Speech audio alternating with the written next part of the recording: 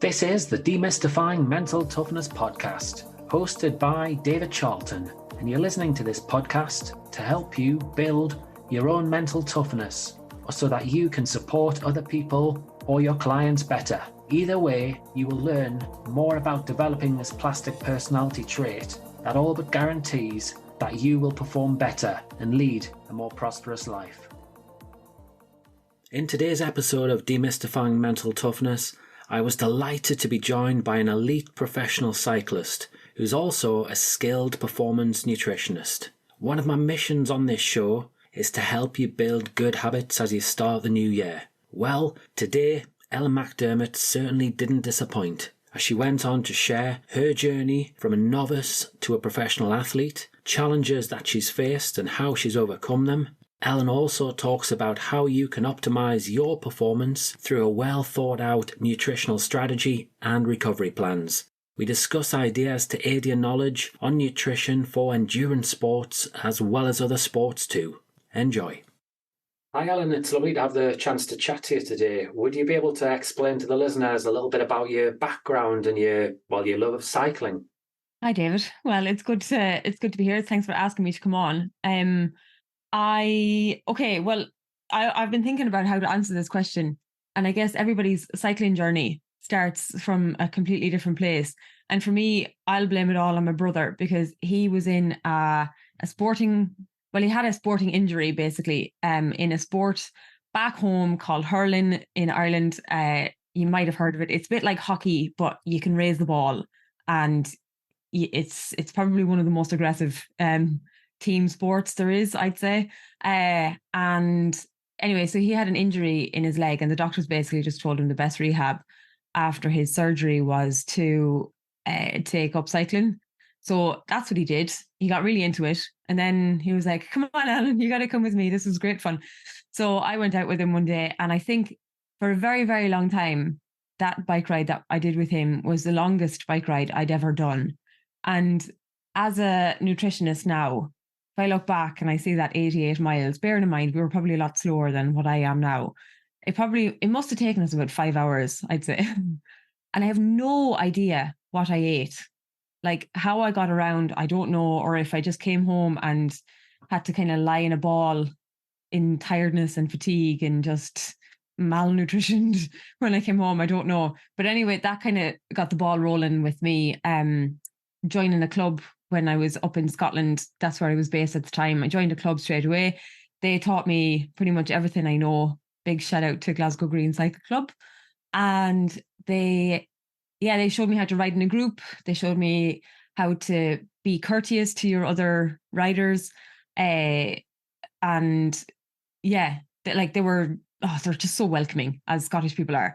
And then I started racing pretty much as soon as I possibly could, because I was like, it's so addictive. And then I joined a race team up in the northeast, actually, of England, called Team Watt Cycle, which has now become Team Boom Pods. And I've basically been with them for the last 7 or 8 years. I can't remember what. And I race as much as I can. I'm an elite cyclist. I'm an elite category in the British cycling scene. I travel over and back to Belgium with the Belgian team fairly regularly to race on the continent over there. And I've competed in a bunch of Irish national championships. So I've got 1 national medal in the Criterium Championships, and then I've got two bronze medals in the road race championships. So, but yeah, and now I am a performance nutritionist, and I suppose that's a different story in itself. Yeah, most definitely. No, we'll dig into a little bit more about cycling first, and then we'll go off on the nutrition angle. So 88 miles, you must have been pretty fit at that point to go out for 88 miles. Well, that's the funny thing, because I wasn't at all. I played hockey in school up until I was about 14 maybe, when I went to what you call, A level type age. When I was in that range of school, I didn't do any sport. We played basketball at lunchtime, but that was pretty much it. Then I had 4 years of uni, and I can guarantee you there was no sport played them years. Then it was only when I moved to Glasgow and took up cycling did I start to get kind of fit. And I drank quite a bit in uni. I probably was what some people might call a social smoker. And I I got a bike with my boyfriend at the time just to basically ride in and out to college or to the uni, but it was only like 10 minutes maximum. But that was about the only bit of exercise I did. So when I say that I needed to learn as much as I could as quickly as possible, when I did take up cycling and started to compete, it was because I knew I was racing against girls who had basically been riding for like 12 years and had all that endurance kind of engine to kind of back up their experience or back up their performances, which I was really missing at the time. But I don't think I really realized that at the beginning. I was just like, I need to do everything to try and get better. I joined the gym. I got a personal trainer. Funny enough, the nutrition side of things didn't come in until a lot later. And that's kind of funny in itself, really. Like I said, I just have no idea what I was doing fueling wise back then. I just can't think. There was one time actually, I went into a bike shop and I came across the Science and Sport isotonic gels. Okay. They contain about 22 grams of carbohydrate. They are in a gel form. You basically rip the top off and guzzle it down as you're riding. And on the packet, it said, will sustain about 20 minutes of endurance exercise. So I'm going out in the club run. I know it's 3 hours long. So I'm like, well, I just need 3 of these per hour. That's fine. So I shoved 9 of those gels in my back pocket for a club ride, thinking, well, that's just what the packet said to do. So that's what I have to do. Not really realizing back then kind of what I know now. But yeah, there was just so much to learn really, really quick. But in answer to your question, I don't think I was fit at the time. Absolutely not, especially from the history of drinking cigarettes. I'm interested now in the gels because I've fallen into that trap, and I'm no nutritionist. So I've done 3 marathons, and yeah, on the longer training runs and doing the marathons, yeah, I would be exactly, be guilty. I'd probably taken about 5 or 6 gels out there. So do you want to just describe? Well, you see, at marathon pace, David, you're obviously at a higher intensity than, say, if you're going out on like a steady zone 2 run. I don't know how you kind of measure your effort in training, but that kind of steady pace where your heart rate doesn't really go above like whatever it could be. Like for me, it's about 130 beats per minute, that kind of really low intensity state. So in that kind of intensity in training, you don't really want to be flooding the system with simple carbohydrates from energy gels and that kind of thing, because initially what can actually happen is that it will blunt, say, your fat burning capacity. So that is probably one of the reasons it's not one of the reasons you're doing zone 2 training, but one of the adaptations that you're looking for is to be able to burn fats at lower intensities.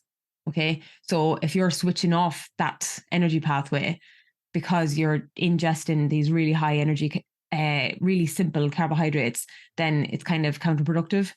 But if you're in a marathon and you're at marathon pace, your energy expenditure from that and the energy cost and the carbohydrate cost of that, you're not in training anymore, you're in race mode, then you want to be able to provide as much energy as possible in its most available form, which is those simple carbohydrates.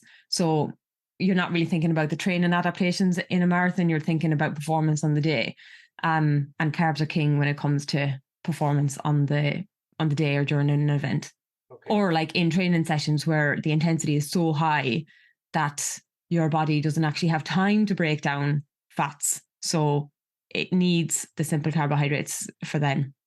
Yeah, let's go back to cycling. So when you talk about I suppose maximizing your performance, optimizing your performance, what are the things that you've really learned over this last decade or last few years? That's a good question. For my own performance, Probably the biggest one was learning how much and what to eat on the bike and how to recover as quickly as possible. So at the moment, I'm doing about 20 hours a week training. I did a 23-hour week during their last week. I think this week coming will be another 20-hour week. And basically that just means that I have less than 24 hours between each training session. So I have to capitalize on my ability to recover as quickly as possible between those sessions so that I have enough fuel in the tank to fuel each consecutive training session. Also, I'm in the gym, so I don't want to be going into the gym with really sore legs or feeling exhausted, because I want to get the most out of all my training sessions. Also, I don't want to let my gym sessions impact my ability to do the high intensity training sessions on the bike either. So recovery for me, and that recovery fueling window and the recovery protocol, like I basically have a set routine after each bike ride that basically is part of my training session. Like I get my carbs and protein recovery as soon as possible. Like I don't even take off my helmet in some circumstances. I just get in the door, get that into me as quickly as possible, go and shower, clean up the bike, and everything like that, and then have like a more substantial recovery meal after that. And it's quite important the types of food that you're having in those circumstances. So for me, that's probably been the game changer in terms of my performance. For everybody, really, anybody that I work with, that's kind of a big thing. And then in terms of racing, being able to take on as much fuel during a race as possible, that was a big performance benefit for me during, like, especially during like a stage race where you're fueling for that race there and then, but you're also kind of fueling for the day after as well. So that was always really important for me. But there are so many things like hydration. Like I had no idea I was walking around so dehydrated all the time. And I bet half the people I work with, they're starting off in a dehydrated state.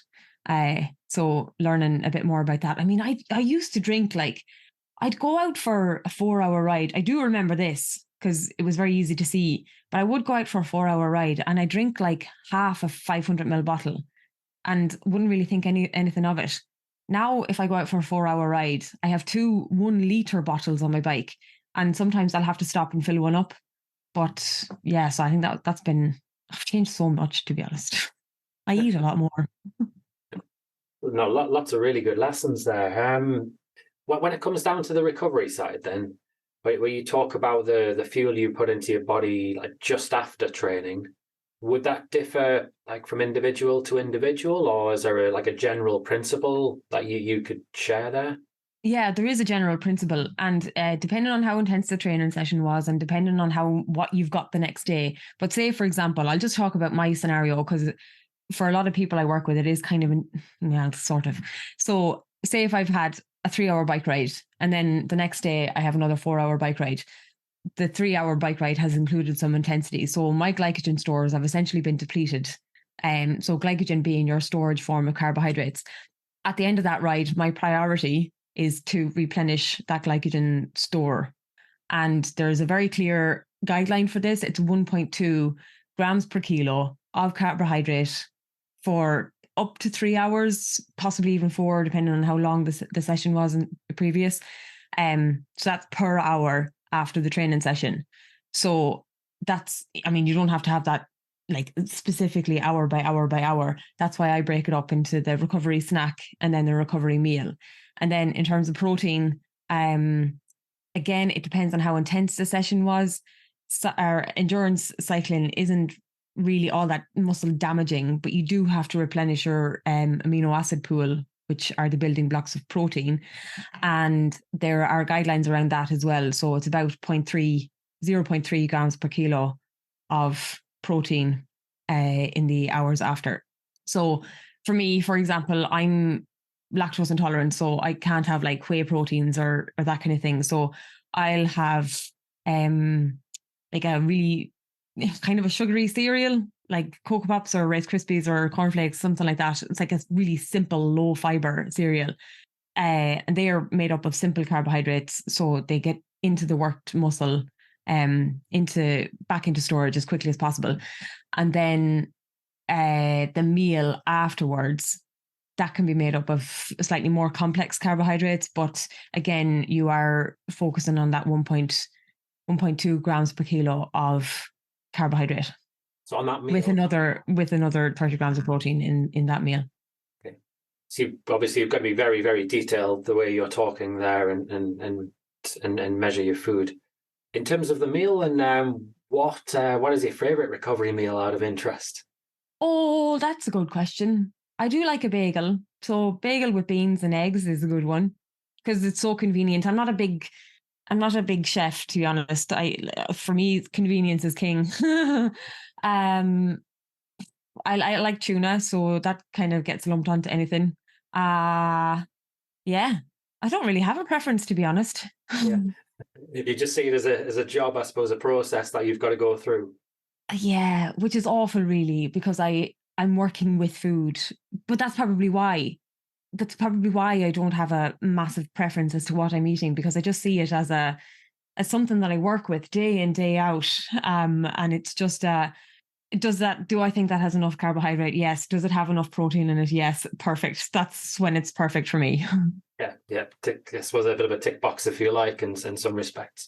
Okay, so let's just talk about recovery for a little bit more. So obviously you've talked about the nutritional side. Is there anything in particular you do outside of nutrition which aids your recovery? There are a lot of things that I should be doing, but what I do before every ride, and I have to do this, but it's out of a necessity more than anything, is I'll do like a 10-minute warm up kind of stretching routine before I get on the bike, because I feel like I need to be kind of stretched out and sort of evened out and balanced a little bit before I start to commence a 5-hour bike ride in the saddle, where you're sitting in the same position pretty much for the whole day, or 5 hours. Like, so doing some kind of muscle stretching and a bit of activation to make sure that I can sit straight on the saddle is massively beneficial. But then, of course, you've got like the foam rolling. I like all my gym work goes into my better mechanical capability on the bike as well. So all those things kind of go part and part. And once I'm on top of like some foam rolling, as often as I can, it's awful. Do you know what? I'm more religious with my foam rolling when there's something wrong rather than when there isn't anything wrong. Okay, so that can be your little like lazy sort of thing, which everybody has, don't they, at the end of the day? Yeah. So do you think there's a link between like how well people recover and then how confident they then go on to feel, be it in training and racing? Yes, absolutely. I've literally had this problem last week. There was a session I had to do. It was what we call 30-15s. So you're not sprinting, but you're pedaling as hard as you can for 30 seconds. You've got a 15-second break, and you do that 16 times, okay, in a row. So it's 30-15, 30-15, etc. Then you get a break of 12 minutes, and then you have to do it again. You get another break of 12 minutes, and then you have to do it again, right? So all in all, there's 48 intervals. I didn't perform in that session as well as I could have done. There was a couple of different reasons, right? But that was a catalyst for me feeling a little bit annoyed with myself and with life and everything. And that confidence going into consecutive training sessions definitely it knocks your confidence. Like you said, if I then had a race, coming up, or like say that, well, you wouldn't have it that weekend because it's too high of an intensity of session to have on the week of a race week, for me anyway, it would. And if I then had a race after failing that session, I'd be going into it thinking, you're not on top form, Ellen. there's something wrong here. You're not going to be as good as other girls who have been able to smash out that session. And there's definitely a chipping away process that happens, because that's literally what happened 2 weeks before the World Gravel Championships, which is another discipline I do, which I'm going to focus on this year. I was doing that 30-15 session and I failed it miserably, like so bad.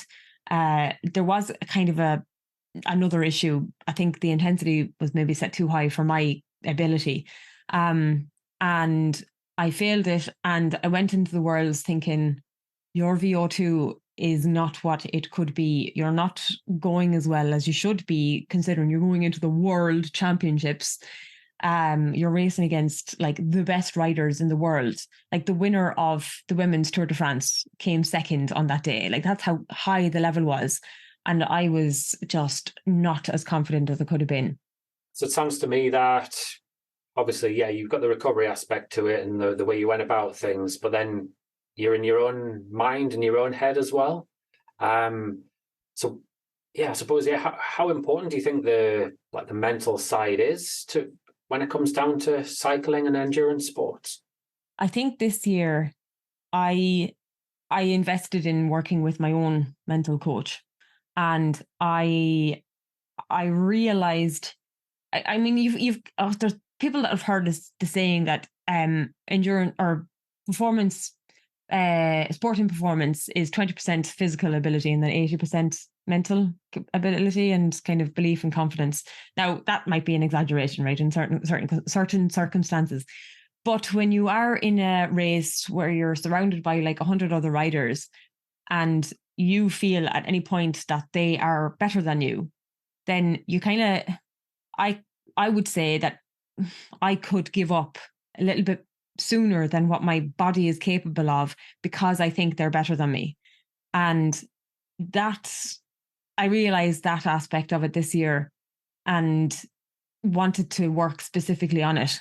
And I think apart from the Worlds, if we kind of take that out of it, I was definitely the most confident this year in any of the races that I've done, because of the tools and understanding, basically more understanding of like where my internal voices, who they are, where they're directing me, and how to manage them. Yeah, because if you're going to be out there for a long period of time, I suppose you've got to come to some acceptance, haven't you? That negative voice is going to hit you in the face quite a lot, and chirp away there, and you're going to have to like deal with that uncomfortable feeling. Yeah, and I think dealing with it rather than denying it's there you've hit the nail on the head there. Well, obviously you've hit the nail, you know exactly what you're talking about, but I think realizing that they have a purpose. Like, say for example, if we'll call them the angel and the demon, right? So the demon is the one trying to sabotage my performance because they're a bit afraid or they're feeling lack of confidence and that kind of thing. And then the angel is the one that's like, you know, come on, Ellen, you can do this kind of thing, bring it on. And if you kind of, I feel like I was taught, if you ignore the demon and sort of pretend it's not there, it's not going to help. You have to kind of recognize what its purpose is and why they are who they are, like why they are trying to help you in essence. Because say for example, they're thinking, oh no, you need to brake going into that corner because you can't go around it that fast. It's because they're trying to help you. But really, you could just turn the volume down on that one and turn up the volume on your angel, who's like, go on, you got this, sort of thing. And it's about sort of managing the two of them rather than completely ignoring the devil. Yeah, and I suppose some negative emotions as well can be quite useful and actually sort of pump you up in order to I don't know, go full throttle and really like motivate you at times. Yeah, I think so, absolutely, because it was me listening to the demon so much, or the devil so much, that instigated a conversation to get me to work on my other mental capacity, and it was so beneficial. like across the board, so much more than just like going around corners fast. So yeah, I see what you mean. So obviously the name of the podcast is called Demystifying Mental Toughness. So yeah, here's a question for you. What would your definition of mental toughness be for cycling? I guess there's a couple of ways you could think about that. And if I put it into the context of in a bike race, I think mental toughness is, if somebody was mentally tough, it meant that they were able to command their space in a bike race. So they wouldn't get bullied about the bunch. They wouldn't be shoved out of the way. And they would be able to make decisions in a bike race that will benefit their performance. And that could be that they go for a breakaway, like, or they don't go for a breakaway and they conserve their energy in whatever manner that may present itself. So, and then I guess if things don't go well, that they're able to make the most out of the situation that they're in anyway, despite their preconceived plan not panning out or not playing out. Because the bike racing is so unpredictable. Anything could happen. Like there's so many people that just say at the end of a bike race, oh yeah, I was going for this and I was trying to do that, but that's bike racing because something went wrong. Okay, they crashed or the race got completely neutralized and abandoned because there was an accident on the road. That's not part of the race at all. But that's bike racing. That was just a phrase that you hear all the time. Anything can happen. So I guess mental toughness is being able to make the most out of any of those situations and not letting it kind of ruin your day or ruin your perception of how your performance was on that day. Yeah, I like that. So in some ways we're talking about like dealing with pressure and chaos in some respects there. Yeah, maybe toughness. Maybe what I'm describing is resiliency, but what the difference is between resilient and tough. Yeah, no, I'm happy with that one actually.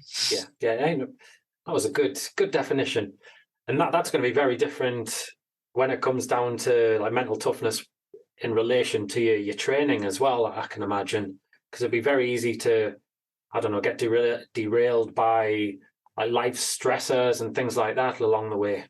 Yes.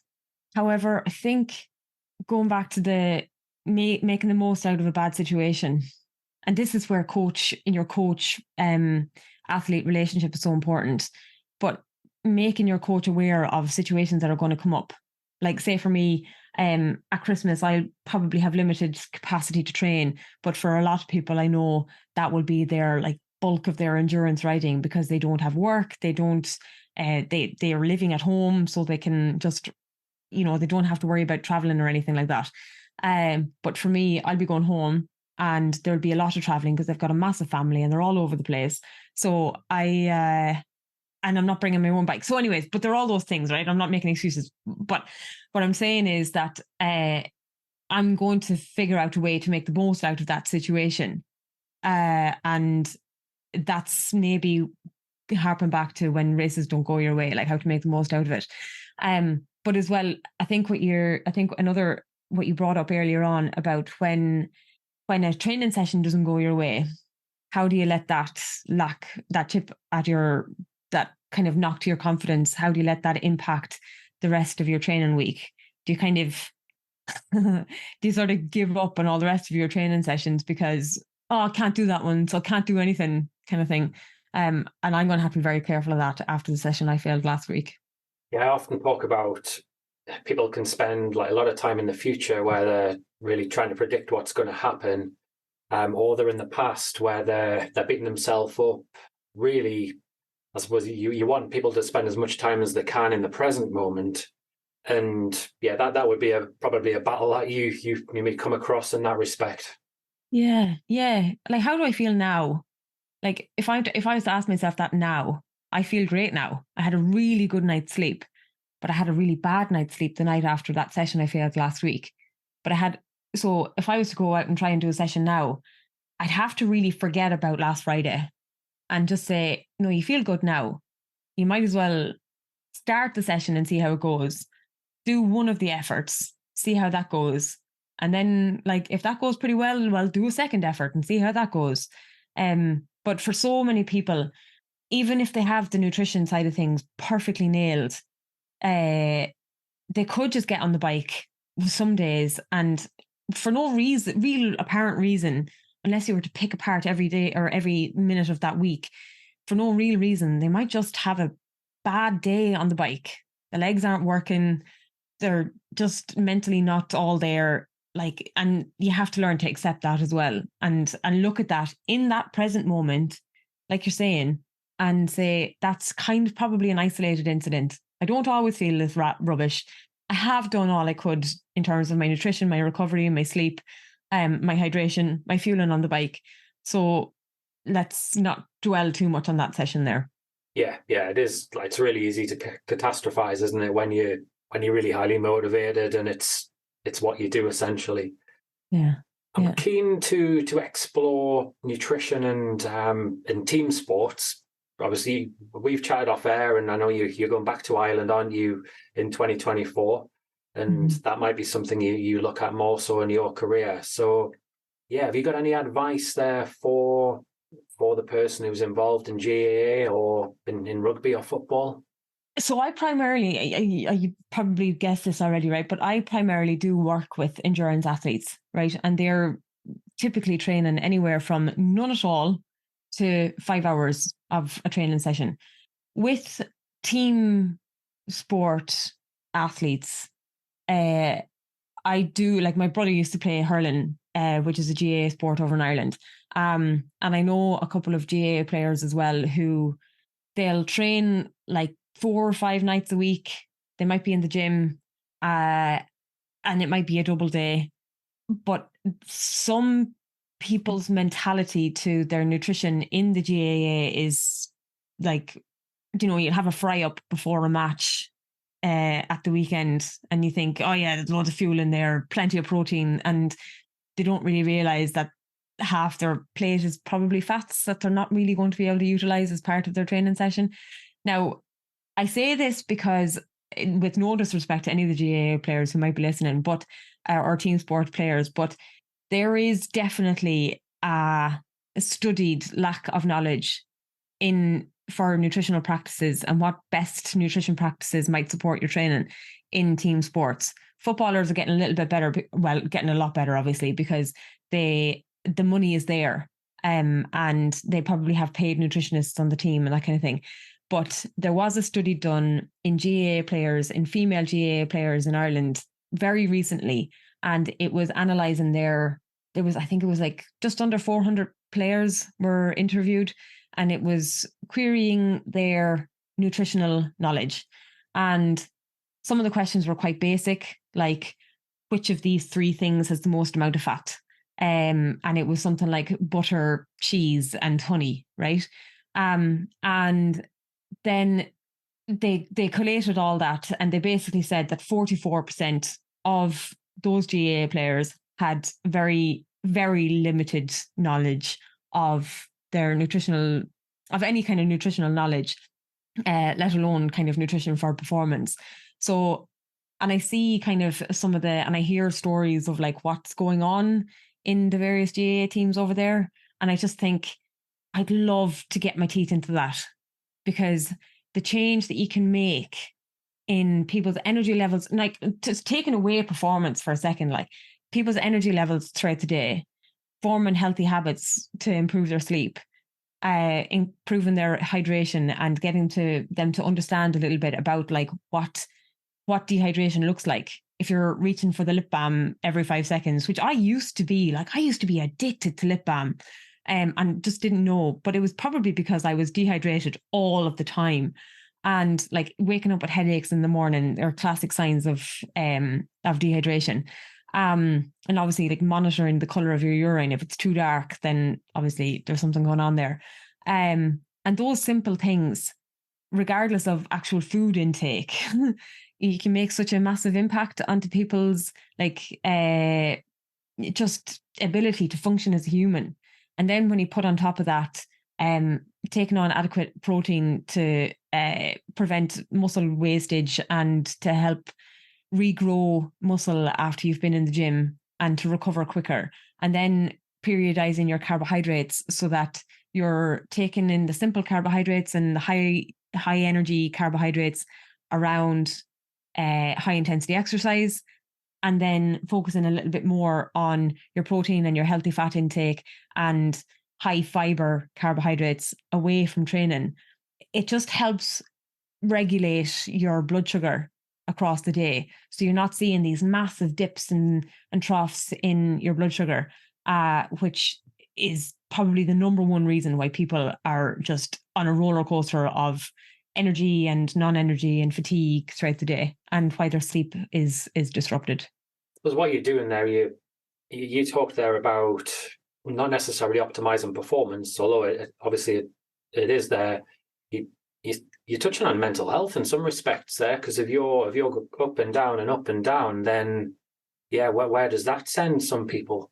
But that's probably another podcast episode in itself. Yeah, no, but just to expand on it just for a second, that those peaks and troughs of blood sugar do have an impact on your well, I mean, it's the whole classic hangry. It's because your blood sugar is dropped and you're in this dip, and maybe your last meal wasn't until a little while ago, but you are.